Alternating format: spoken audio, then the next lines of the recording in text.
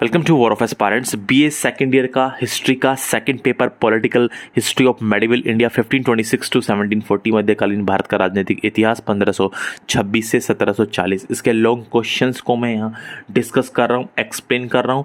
जो long question यहाँ पर हैं वो तो हैं ही, इसके अलावा एक बात जरूर ध्यान रखिएगा, औरंगजेब से रिलेटेड लॉन्ग क्वेश्चन याद कर लीजिएगा एंड रिलेटेड टू शिवाजी उसको भी याद कर लीजिएगा। सारी चीज़ कवर कराना पॉसिबल नहीं है, टाइम बहुत कम है और मैंने आप लोगों के कमेंट्स भी देखे कि यूवर वेटिंग, आप सभी को वेट था, लेकिन समझने की कोशिश कीजिए। टाइपिंग होती है बहुत सारी और इस वजह से मैं इस पार्ट को बाइलिंगुअल भी नहीं कर पाया।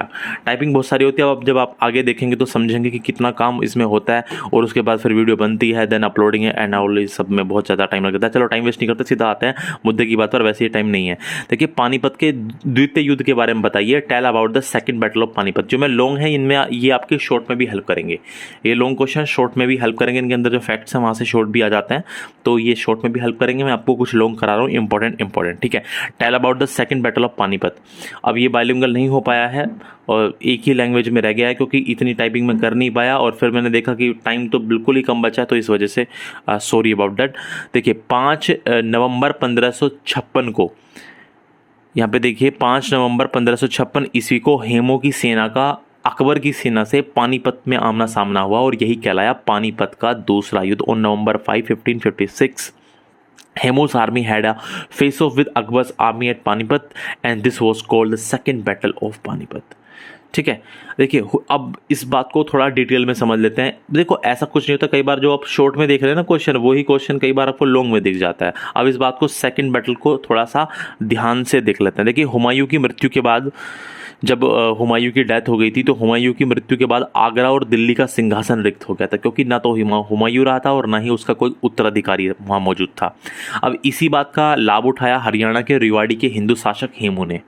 हुमायूं के मरते ही हेमू ने दिल्ली पर आक्रमण कर दिया, अटैक कर दिया और दिल्ली के सिंहासन पर अधिकार कर लिया।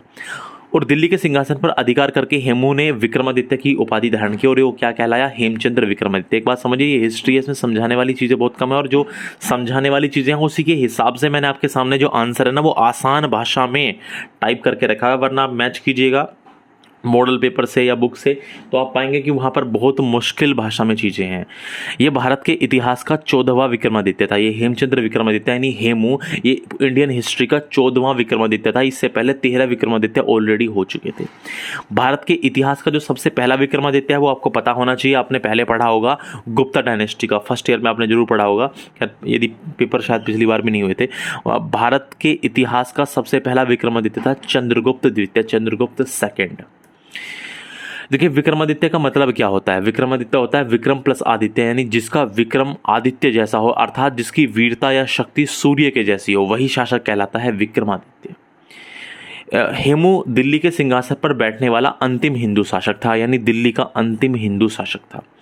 हेमू के शासक बनते ही पंजाब में बैरम खां और अकबर चिंताग्रस्त हो गए, क्योंकि उस टाइम पर बैरम खां और अकबर कहाँ थे, पंजाब में थे और उनको लगा कि एक बार फिर से मुगल साम्राज्य समाप्त होने की कगार पर आ चुका है। एक बार तो जब शेर शाह सूरी ने भगाया था हुमायूं को तब, और एक बार हुमायूं की डेथ के बाद, जो कि भी मात्र 1 वर्ष ही हुआ था हुमायूं को आए हुए, तो इनको एक बार फिर से लगा कि अब मुगल साम्राज्य फिर से गया हाथ से।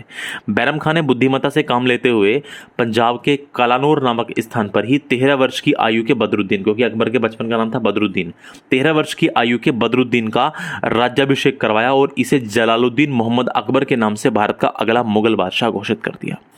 अकबर का राज्याभिषेक 13 वर्ष की आयु में 1556 ईस्वी में पंजाब के कालानौर नामक स्थान पर हुआ था। लेकिन अभी मुख्य समस्या थी दिल्ली का सिंहासन, जो हेमू के अधिकार में चला गया था। इसलिए पंजाब से अपनी सेना लेकर बैरम खां और अकबर दिल्ली की तरफ बढ़े और दूसरी तरफ दिल्ली से मुगल सेना का सामना करने के लिए हेमू की सेना चल पड़ी। दोनों सेनाओं का सामना हरियाणा के पानीपत में हुआ और 5 नवंबर 1556 ईस्वी को लड़ा गया एक प्रसिद्ध युद्ध जो कहलाया पानीपत का दूसरा युद्ध। और यह युद्ध अकबर और हेमू के बीच हुआ, जिसमें मुगल सेना का नेतृत्व किया किसने, बैरम खान ने। अकबर ने डायरेक्टली नहीं लड़ा, अकबर तो दूर था, ये स्पेशली ये हेमू और बैरम खान के बीच में होता और जो मुगल आर्मी थी उसको जो लीड किया था वो बैरम खान ने किया था। और इस युद्ध में अकबर विजयी रहा और मुगल वंश को समाप्त होने से बचा लिया गया। बताइए समझ। तो ये था सेकंड वॉर ऑफ पानीपत। ठीक, अब हम बात करते हैं किन्हीं 4 सिख गुरुओं के नाम लिखे। मैं यहाँ 4 नहीं बताने वाला, मैं आपको इस क्वेश्चन को लॉन्ग करा रहा हूँ, डिटेल करा रहा हूँ। सिखों से संबंधित इस क्वेश्चन को मैं पूरा लॉन्ग करा रहा हूँ। ठीक है, इसके बाद एक क्वेश्चन होगा जो आपको, इसके बाद जो क्वेश्चन होने वाला है वो बाबर से रिलेटेड है, और यानी पानीपत के फर्स्ट बैटल का लॉन्ग क्वेश्चन है। उसके बाद जहांगीर और जहांगीर के जीवन पर नूरजहां का प्रभाव, इससे रिलेटेड लॉन्ग क्वेश्चन भी है। किन्हीं 4 सिख गुरु के नाम लिखिए। तो इससे ऊपर क्वेश्चन पे मत जाइए, मैं इसको लॉन्ग करा रहा हूं। नंबर 1 देखिए, गुरु नानक। सिख संप्रदाय की स्थापना का श्रेय प्रथम गुरु नानक को है। गुरु नानक बादशाह बाबर और हुमायूं के समकालीन थे। जो गुरु नानक थे वो किसके कंटेम्पररी थे? बाबर के और हुमायूं के। कहने का मतलब जब बाबर का और हुमायूं का शासनकाल चल रहा था, ये उस टाइम के थे गुरु नानक। ठीक है, समकालीन का मतलब ये होता है। गुरु नानक का जन्म वर्तमान पाकिस्तान के तलवंडी, जिसको ननकाना साहिब के नाम से जाना जाता है, तलवंडी में 1469 ईस्वी में हुआ था। नानक के पिता का नाम कालू मेहता और माता का नाम तृप्ता देवी था। गुरु नानक ने गुरु का लंगर नामक निःशुल्क भोजनालय स्थापित किया था। गुरु नानक ने अनेक स्थानों पर संगत यानी धर्मशाला और पंगत यानी लंगर स्थापित किए। 1539 में करतारपुर यानी जालंधर पंजाब में गुरु नानक की मृत्यु हो गई। दूसरे गुरु अंगद। सिखों के दूसरे गुरु थे गुरु अंगद, और इनका प्रारंभिक नाम लहना था। गुरु अंगद का जो प्रारंभिक नाम था वो लहना था। गुरु अंगद ने नानक द्वारा दी गई लंगर व्यवस्था को स्थायी बना दिया। मैंने अपना लंगर व्यवस्था स्टार्ट की थी गुरु नानक ने, लेकिन वो स्थायी नहीं थी, परमानेंट नहीं थी। इन्होंने परमानेंट कर दिया लंगर व्यवस्था को। और गुरुमुखी लिपि, गुरुमुखी स्क्रिप्ट का आरंभ भी किसने किया था? गुरु अंगद ने किया था। गुरु अमरदास। तीसरे गुरु अमरदास। सिखों के तीसरे गुरु अमरदास थे। गुरु अमरदास ने हिंदुओं से पृथक होने वाले कई कार्य किए। आप लोग जानते हैं जो सिख रिलीजन है वो हिंदुओं से बना है, तो गुरु अमरदास ऐसे पहले गुरु थे जिन्होंने जिससे कि सिख धर्म अलग हो, अलग लगे, तो ऐसे कई सारे कार्य गुरु अमरदास ने किए। इन्होंने हिंदुओं से अलग विवाह पद्धति, और जिसको कहते थे लवण, उसको प्रचलित किया। जो हिंदुओं की विवाह पद्धति थी उसको बदल करके इन्होंने हिंदुओं से एक अलग विवाह पद्धति सिखों के लिए लवण को प्रचलित किया। अकबर ने जो बादशाह अकबर था, अकबर ने गुरु अमरदास से भेंट की थी और उनकी पुत्री बीबी भानी को कई गांव दान में दिए थे, और गुरु अमरदास ने 22 गद्दियों की भी स्थापना की। बात करते हैं फोर्थ गुरु की, तो वो थे गुरु रामदास। बीबी भानी, अभी मैंने बताया बीबी भानी कौन थी? बीबी भानी थी गुरु अमरदास की पुत्री, और इन्हीं के पति कौन थे? गुरु रामदास। तो बीबी भानी के पति रामदास सिखों के चौथे गुरु हुए। गुरु रामदास ने अमृतसर नगर की स्थापना की और अमृतसर नामक जलाशय बनवाया, तालाब बनवाया, और गुरु रामदास ने अपने तीसरे पुत्र अर्जुन को गुरुपद सौंपा, और इस प्रकार इन्होंने गुरुपद को पैतृक बना दिया। ठीक है, यानी इन्होंने गुरुपद को पैतृक किस तरह से बना दिया? क्योंकि इन्होंने अपने पुत्र को गुरुगद्दी सौंप दी, यानी पिता से प्राप्त हुई कोई चीज होती है पैतृक। पांचवें गुरु अर्जुन देव। सिखों के पांचवें गुरु हुए। गुरु अर्जुन देव ने सिखों के धार्मिक ग्रंथ गुरु ग्रंथ साहिब तथा आदि ग्रंथ की रचना की। गुरु ग्रंथ साहिब को आदि ग्रंथ भी कहा जाता है। गुरु ग्रंथ साहिब अथवा आदि ग्रंथ की रचना की। जो सिखों का धार्मिक ग्रंथ है गुरु ग्रंथ साहिब, उसकी रचना किसने की? गुरु अर्जुन देव ने। गुरु अर्जुन देव ने अमृतसर जलाशय के मध्य में हरमंदिर साहब का निर्माण करवाया, और जहांगीर के पुत्र खुसरो की सहायता करने के कारण जहांगीर ने, क्योंकि खुसरो ने विद्रोह कर दिया था जहांगीर के विरुद्ध, तो जहांगीर के पुत्र खुसरो की सहायता करने के कारण जहांगीर ने 1606 में गुरु अर्जुन देव को मरवा दिया। नंबर 6 गुरु हैं गुरु गोविंद सिंह। सॉरी, माफ कीजिएगा, गुरु हरगोविंद। कहा गुरु गोविंद सिंह तो 10th गुरु हैं। गुरु हरगोविंद सिखों के छठे गुरु हरगोविंद हुए। इन्होंने सिखों को सैन्य संगठन का रूप दिया तथा अकाल तख्त यानी ईश्वर का सिंहासन का निर्माण करवाया। गुरु हरगोविंद ने ही अकाल तख्त का निर्माण करवाया था। ये चीजें आपके शॉर्ट में भी आ सकती हैं, ध्यान रखिएगा। गुरु हरगोविंद ने अमृतसर की किलेबंदी की। सातवें गुरु हरराय। सिखों के सातवें गुरु हरराय हुए। इन्होंने दारा शिकोह, जो कि शाहजहां का पुत्र था, औरंगजेब का भाई था, शाहजहां का सबसे बड़ा पुत्र था दारा शिकोह को मिलने आने पर आशीर्वाद भी दिया था। इनमें बहुत ज़्यादा कंटेंट मैंने ज़्यादा नहीं डाला है, लेकिन ये आपके लॉन्ग के लिए बहुत सफिशिएंट हो जाएगा। काफ़ी जब लिखोगे पेज पे तो काफ़ी लंबा हो जाएगा, पहले तो इतना भी याद रख पाओगे तो बहुत सफिशिएंट है। आठवें गुरु हरकिशन। गुरु हरकिशन साहिब सिखों के 8वें गुरु हुए। उन्हें बहुत छोटी उम्र में ही गद्दी प्राप्त हो गई थी, जो बहुत ज़्यादा छोटे थे। अब इसका मुगल बादशाह औरंगजेब ने विरोध किया। इस बात का औरंगजेब ने विरोध किया कि इतनी छोटी उम्र में गुरु गद्दी कैसे मिल गई। इस मामले का फैसला करने के लिए औरंगजेब ने गुरु हरकिशन को दिल्ली बुलाया। गुरु हरकिशन जब दिल्ली पहुंचे तो वहां हैजे की महामारी फैली हुई थी और कई लोगों को स्वास्थ्य लाभ कराने के बाद उन्हें स्वयं चेचक निकल आया। हालांकि वहां पर गुरु हरकिशन ने काफी लोगों का उपचार किया, काफी लोगों को ठीक किया, लेकिन उसके बाद उन्हें स्वयं चेचक निकल आई और 1664 में मरते समय उनके मुंह से बाबा बकाले शब्द निकले, जिसका अर्थ था कि उनका उत्तराधिकारी बकाला गांव में ढूंढा जाए। और साथ ही गुरु साहिब ने सभी लोगों को निर्देश दिया कि कोई भी उनकी मृत्यु पर रोएगा नहीं। 9th गुरु तेग बहादुर सिखों के 9वें गुरु तेग बहादुर हुए। इस्लाम स्वीकार नहीं करने के कारण औरंगजेब ने इन्हें भी मरवा दिया था। और 10th गुरु गोविंद सिंह सबसे ज्यादा इंपॉर्टेंट, सिखों के 10वें गुरु और अंतिम गुरु गोविंद सिंह 1765 to 1708 हुए। इनका जन्म पटना था, जन्म स्थान इनका पटना में हुआ था इनका जन्म।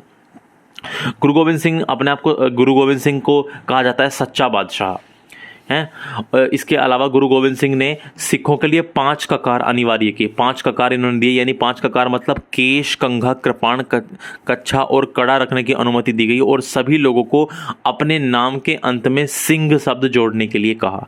गुरु गोविंद सिंह का निवास स्थान रहा उसके बाद फिर आनंदपुर साहिब था और इनके दोनों पुत्रों फतेह सिंह और जोरावर सिंह को सरहिंद में मुगल फौजदार वजीर खान ने दीवार में चिनवा दिया था।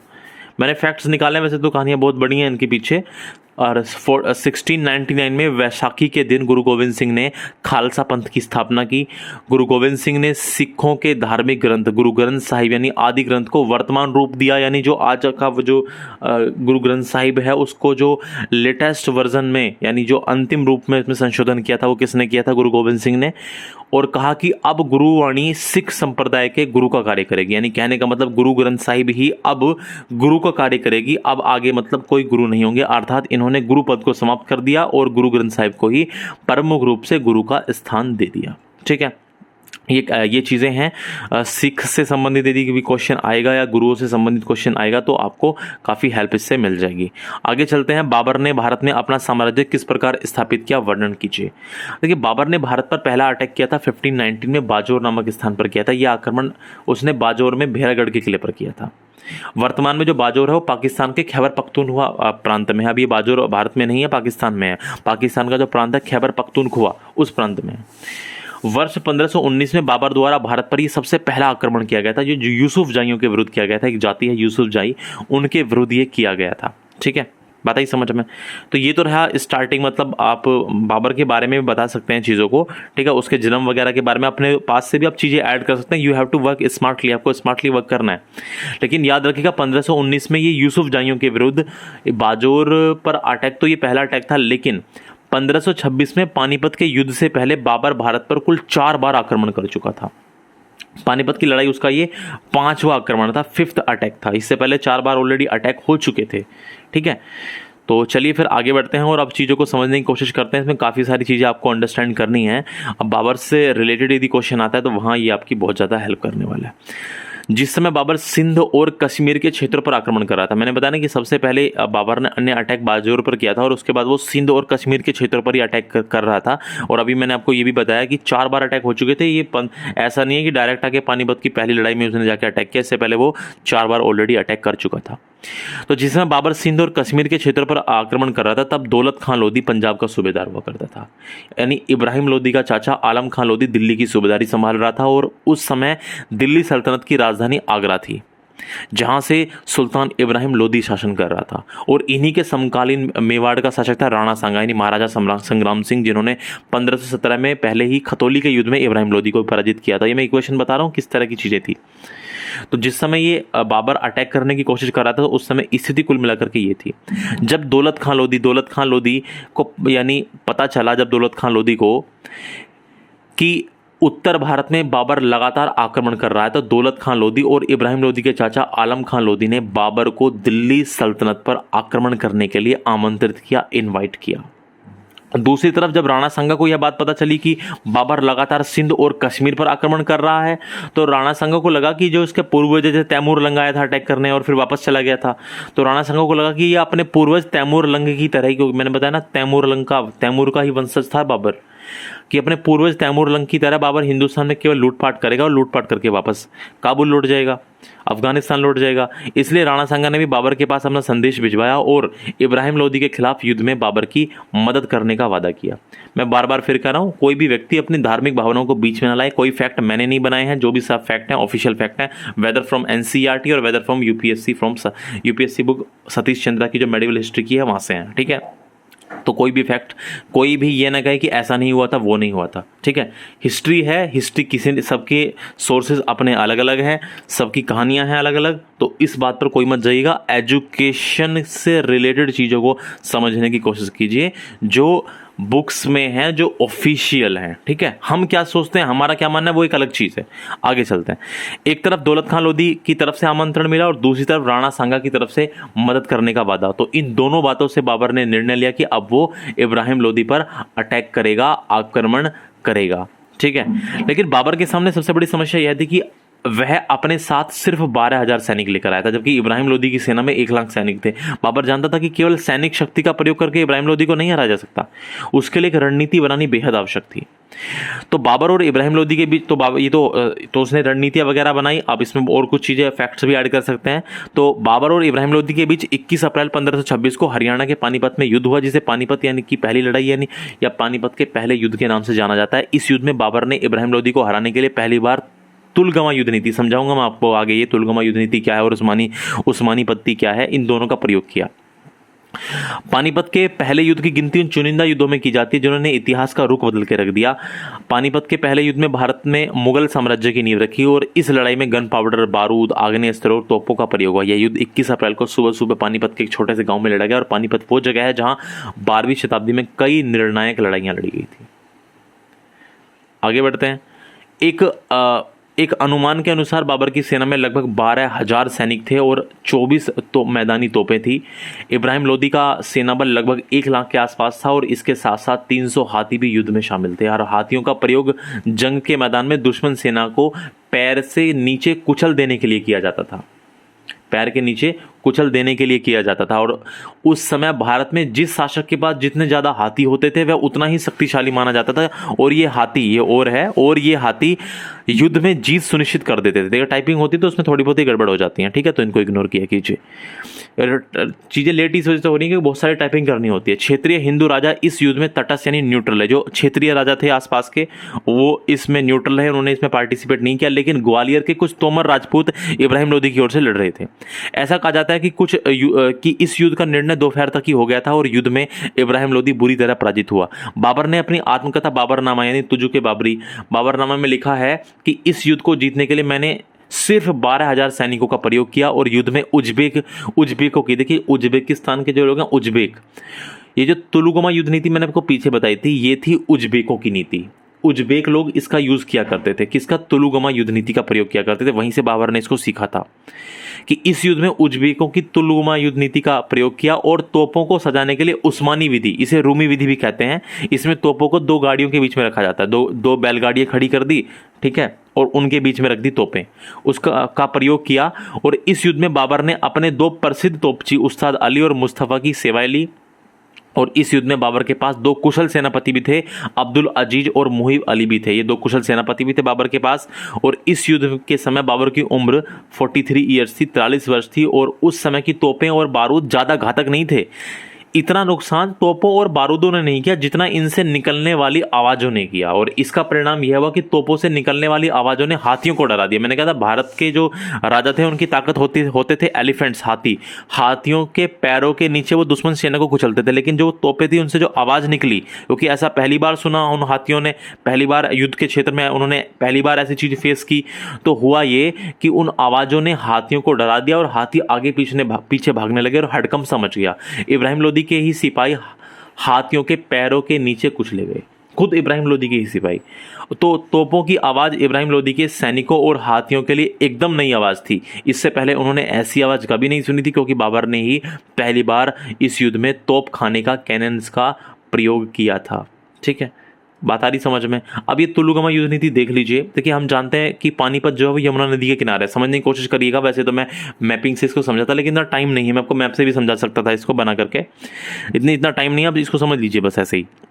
जब बाबर इब्राहिम लोदी की सेना का इंतजार कर रहा था तो उसने यमुना नदी के किनारे पानीपत के लोगों की ही मदद से 25 फीट गहरे और 7 किलोमीटर लंबी दूरी तक 25 फीट गहरे और 7 किलोमीटर लंबी दूरी तक गड्ढे खुदवा दिए और इनमें कुछ नुकीली कीलें छिपा दी और इन्हें ऊपर से ढकवा दिया ताकि जैसे ही इब्राहिम लोदी की सेना पहला आक्रमण करे और सैनिक आगे बढ़े तो उनको रास्ता चौड़ा दिखे, परंतु आगे बढ़ते बढ़ते रास्ता पतला यानी संकरा हो जाए। देखिए कुछ इस तरह से किया था, समझने की कोशिश कीजिए। देखो ऐसे, जैसे सपोज करो इधर रिवर है और इस तरह से ये जो रास्ता है इसने ऐसे करवाया इस रास्ते को, और मान लो ये इधर है रास्ता, ये रास्ता है, तो आगे से तो रास्ता चौड़ा है, देख सकते हैं आप लोग, आगे से तो जो रास्ता है वो कैसा है, चौड़ा है। अब भाई इधर तो नदी है, इधर तो है नदी और इधर खुदवा दी खाइयाँ, इधर खाई खुदी हुई है। अब यहाँ से तो अब जैसे सैनिक, मान लीजिए सैनिक आएंगे ऐसे, वे तो सीधे चलेंगे, उनको दिख रहा है रास्ता चौड़ा है।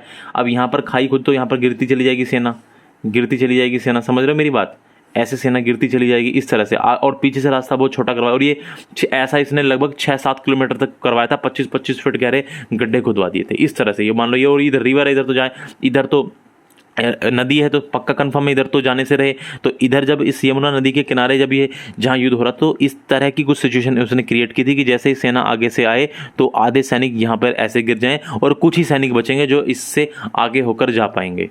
बात आई समझ में? तो ये कुछ इस तरह की सिचुएशन इन्होंने क्रिएट की थी। उम्मीद आपको ये बात समझ में आई होगी, बस केवल समझाने का मेरा मकसद है, इसमें मत जाइए, आप लोग यहाँ पर ध्यान दीजिए। तो हुआ क्या कि इसने 25 फीट गहरे और 7 किलोमीटर लंबे गड्ढे खुदवा दिए और इनमें कुछ नुकीली कीलें छिपा दी गई और इन्हें ऊपर से ढकवा दिया गया ताकि जैसे ही इब्राहिम लोदी की सेना पहला आक्रमण करे और सैनिक आगे बढ़े तो उनको रास्ता चौड़ा दिखे, परंतु आगे बढ़ते बढ़ते रास्ता पतला यानी संकरा हो जाए और सैनिक गड्ढे में गिर जाएं और बाबर की सेना को संभलने का और ज्यादा समय मिल जाए और इब्राहिम लोदी की सेना इसी भ्रम में रह जाए कि गड्ढे कहाँ कहाँ फैले हुए हैं। इसके आगे बाबर ने बैलगाड़ियों को एक सीध में लगा दिया और सभी बैलगाड़ियों को एक चमड़े के रस्से से बांध दिया और यह बैलगाड़ियों की श्रृंखला एक सीमा की तरह लग रही थी जिससे आगे दुश्मन बढ़ ही नहीं सकता था। और इन बैलगाड़ियों के बीच गोला बारूद लेकर सिपाही खड़े कर दिए और इन बैलगाड़ियों के बीच में ही तोपों को भी खड़ा कर दिया। इस सब के पीछे अपनी सेना को लेफ्ट विंग और इस सब चीज को, ये बैलगाड़ियों के पीछे अपनी सेना को 3 भागों में बांट करके खड़ा कर दिया। सेना यानी एक लेफ्ट विंग, एक सेंटर विंग और एक राइट विंग, यानी एक विंग तो एक जो ग्रुप था वो तो लेफ्ट में, एक ग्रुप बीच में और एक ग्रुप राइट में सुसज्जित कर दिया। और वहीं दूसरी तरफ इब्राहिम लोदी सिपाहियों, हाथियों और घोड़ों की भीड़ लेकर मैदान जंग में पहुंच गया। देखो उसने तरीके से काम किया और ये भीड़ लेकर इब्राहिम लोदी पहुंच चुका था। 1 लाख सैनिक थे इसके पास। तो जैसे ही इब्राहिम लोदी की सेना पहले आक्रमण के लिए आगे बढ़ी, सैनिकों का कुछ हिस्सा गड्ढों में गिर गया और उसके बाद तोपों की आवाजों ने हाथियों को डरा दिया और इसी भगदड़ में इब्राहिम लोदी की सेना का एक बड़ा हिस्सा हाथियों के पैरों के नीचे कुचला गया।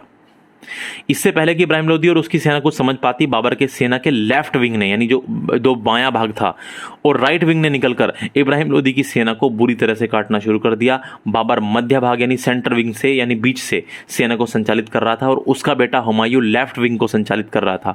इन आरंभिक आघातों के बावजूद भी लोदी सेना बहादुरी से लड़ी। 2-3 घंटे तक लड़ाई पूरे जोरों से चलती रही, लेकिन 5-6 हजार सैनिकों की एक टुकड़ी के साथ इब्राहिम लोदी मरते दम तक जूझता रहा अंत तक। और अंत में जंग के मैदान में ही इब्राहिम लोदी और उसकी बची कुची सेना बाबर के तोपचियों के हाथों मारी गई। जो तोप चलाने वाले थे उनके हाथों मारी गई और बाबर की तोपों का नेतृत्व 2 कुशल तोपची उस्ताद अली और मुस्तफ़ा खान कर रहे थे। इब्राहिम लोदी भी जंग के मैदान में ही मारा गया और इस प्रकार बाबर ने इस जंग को जीत लिया। इतिहास की यह विचित्र घटना है क्योंकि बाबर ने मात्र केवल 12,000 सैनिकों से ही 1 लाख सैनिकों की सेना को पराजित कर दिया था। और इसे ही कहा जाता है, जो मैंने आपको समझाया ना, ये सैनिकों को ऐसे 3 विंग में सजाया, एक left wing, centre wing, right wing और आगे बैलगाड़ी खड़ी कर दी, उनके बीच में तोपें खड़ी कर दी। तो ये देखो सेना को जिस तरह सजाया, इसी को कहते हैं तुलुगमा युद्ध नीति। बाबर ने इसको उज्बेकों से सीखा था और तोपों को बैलगाड़ियों के बीच सजाने की इसी विधि को कहते हैं उस्मानी विधि या रूमी विधि कहते हैं। मैंने बात तो इस तरह से आप लोग यहाँ पर कंटेंट दे सकते हैं। आप देखिए यहाँ पर यदि पानीपत के फर्स्ट वार का क्वेश्चन आ जाए कि पानीपत के प्रथम युद्ध का वर्णन कीजिए, तो भी आप उसमें भी इस चीज़ का वर्णन कर सकते हैं। और इसके अलावा बाबर से रिलेटेड क्वेश्चन आता है तो उसका भी आप उसमें भी इस आंसर को लिख सकते हैं। लेकिन इसके अलावा एक और याद रख लीजिएगा, जो युद्ध हुए हैं खानवा का युद्ध, उनके बारे में भी आपको लिखना पड़ेगा। यदि बाबर से रिलेटेड क्वेश्चन आता है तो एक बार खानवा के युद्ध के बारे में भी, और इसके अलावा जो बाकी युद्ध हैं, खानवा के युद्ध के बारे में जरूर उसमें डिस्कस जरूर कर दीजिएगा। जो बैटल ऑफ खानवा है उसके बारे में जरूर डिस्कस होना चाहिए आगे भी, ठीक है। मैंने इसमें नहीं किया है, लेकिन खानवा के युद्ध को भी पढ़ लेना, उसके बारे में भी जरूर पॉइंट्स लिख देना यदि बाबर से रिलेटेड क्वेश्चन आता है तो। इसके बाद बाबर ने इब्राहिम लोदी की सेना के हर एक सिपाही का सर कलम करवाकर एक दीवार खड़ी कर दी। दीवार 35 फीट ऊंची थी और इस दीवार को बनाने का उद्देश्य यह था कि अब दिल्ली सल्तनत समाप्त हो चुकी है और अब मुगल दिल्ली में आ चुके हैं। पानीपत की लड़ाई को भारतीय इतिहास के निर्णायक लड़ाइयों में गिना जाता है और इस लड़ाई से लोधी साम्राज्य की रीढ़ की हड्डी टूट गई और दिल्ली तथा आगरा तक के पूरे क्षेत्र पर बाबर का नियंत्रण स्थापित हो गया। और इस प्रकार पानीपत के इस पहले युद्ध ने लोधी वंश को दिल्ली सल्तनत से उखाड़ फेंका और भारत में अगले 331 वर्षों के लिए एक नए वंश का आगमन हुआ जो कहलाया मुगल वंश, ठीक। तो इस तरह से अच्छा, जो मैं बता रहा हूँ खानवा का युद्ध, घाघरा का युद्ध, चंदेरी का युद्ध, इनका भी डिस्कस जरूर कर दीजिएगा, ठीक है। अब अगला क्वेश्चन है कि सम्राट जहांगीर के समय में मुगल दरबार की राजनीति पर नूरजहां का क्या प्रभाव पड़ा, इसके क्या परिणाम हुए। देखिए 1611 में 1611 ईस्वी में जहांगीर ने मेहरुन्निसा के साथ विवाह किया। अली कुली बेग नामक व्यक्ति मुगलों के ही दरबार में नौकरी किया करता था। इसे शेर अफगान भी कहा जाता था। एक शेर मारने के कारण जहांगीर ने इसे शेर अफगान की उपाधि दी थी। जब जहांगीर ने नए वर्ष यानी नवरोज के अवसर पर मीना बाजार में इसकी पत्नी मेहरुन्निसा को देखा तो उसे देखते ही जहांगीर को वह बहुत ज़्यादा पसंद आ गई और वह उसके सौंदर्य पर मोहित हो गया और जहांगीर उससे विवाह करना चाहता था। जहांगीर ने सबसे पहले उसके पति शेर अफगान अली कुली बेग की हत्या करवाई और उसकी विधवा पत्नी मेहरुन्निसा से विवाह कर लिया। इसके बारे में ये जो यहाँ पर फैक्ट है, देखिए बहुत सारे मतभेद हैं, कंफर्म नहीं है, मतभेद हैं। कुछ इतिहासकारों ने ये बात बताई है, कुछ इतिहासकारों ने कहा है कि नहीं जहांगीर ने हत्या नहीं कराई थी, ठीक है। तो उन बातों पर मत जाना कि ऐसा है ऐसा नहीं है, ये इतिहासकारों में मतभेद है, ठीक है। मतभेद तो इस बात के ऊपर भी है कि वो उससे मिला कहाँ, इस बात के ऊपर भी मतभेद है। लेकिन अभी जो मैं बात बता रहा हूँ, ज़्यादातर इतिहासकार जो बात मानते हैं मैं आपको वो बात बता रहा हूँ। मेहरुन्निसा के साथ विवाह करने के बाद जहांगीर ने इसे नूरजहां और नूर महल की उपाधि दी और इसके अलावा मेहरुन्निसा को बादशाह बेगम और पद्महिषी की भी उपाधि मिली। यही मेहरुन्निसा इतिहास में नूरजहां के नाम से फेमस है। जब जहांगीर दरबार में होता था तो नूरजहां उसे झरोखा दर्शन दिया करती थी। झरोखा दर्शन से मतलब 1 मिनट में पहले इसको थोड़ा सा सेट कर दूं। चलिए, जब जहांगीर दरबार में होता था तो नूरजहां उसे झरोखा दर्शन दिया करती थी, अर्थात जालीदार दीवार के पीछे से जहांगीर को देखा करती थी और आंखों ही आंखों से बात करती थी। इसी को कहते थे झरोखा दर्शन। वैसे झरोखा दर्शन इसके अलावा एक और भी था कि जब मुगल बादशाह ऊपर बालकनी पर आते थे जन सामान्य से मिलने के लिए, तो उसको भी कहा जाता था, उसको भी झरोखा दर्शन ही कहा जाता था। लेकिन ये झरोखा दर्शन नूरजहां वाला था, ठीक है।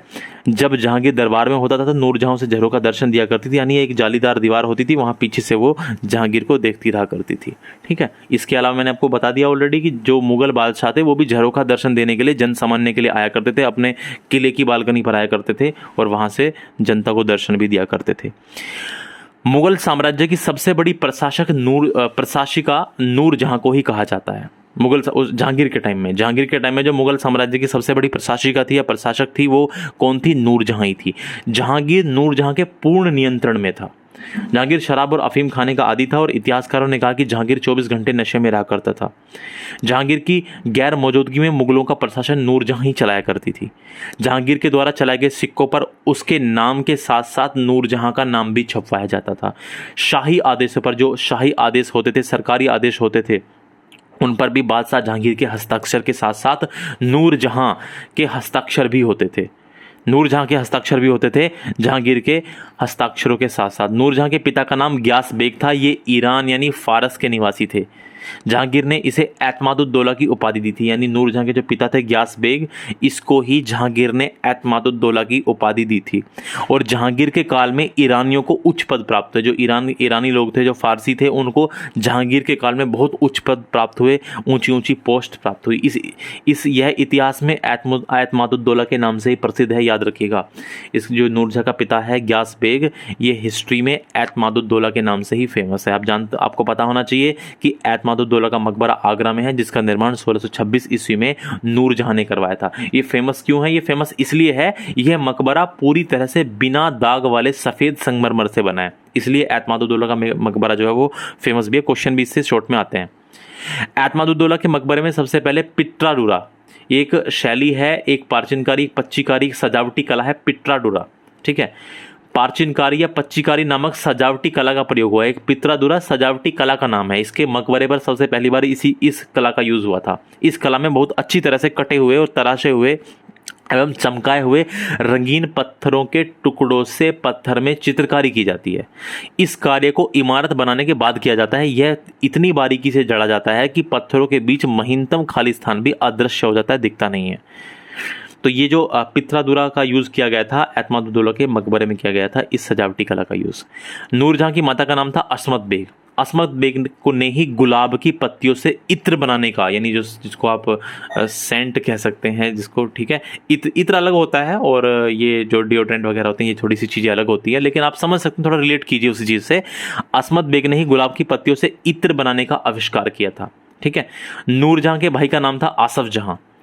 आसफ खां। नूरजहां के भाई का नाम था आसफ खां और आसफ खां ने अपनी पुत्री अर्जुमंद बानो बेगम का विवाह खुर्रम यानी शाहजहां से किया, जो भारतीय इतिहास में मुमताज महल के नाम से प्रसिद्ध हुई।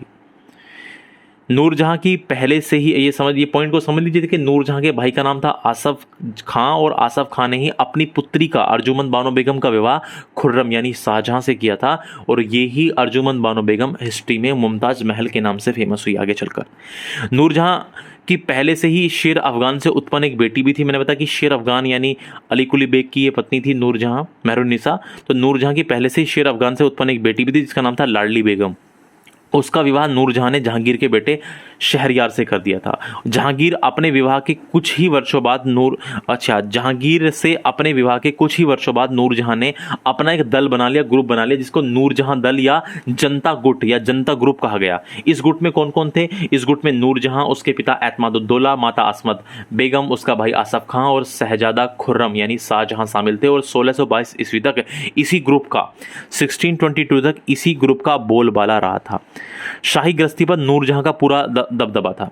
जो पूरा शाही परिवार था, जो बादशाह का परिवार था जहांगीर का, उस पर पूरा दबदबा चलता था। किसका? नूरजहां का। नूरजहां उस दौर में काफ़ी फैशन वाली महिला थी।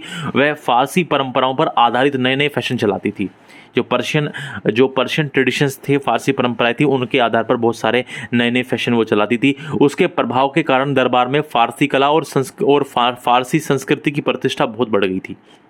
नूरजहां हमेशा जहांगीर के साथ रहती थी। चूंकि वह एक अच्छी निशानेबाज और घुड़सवार भी थी, इसलिए जहांगीर जब शिकार पर जाता था तब भी वह उसके साथ होती थी। और अपनी सिफारिशें लेकर बहुत से लोग नूरजहां के पास आते थे, जिससे कि वह जहांगीर से कहकर उनका काम करवा सके।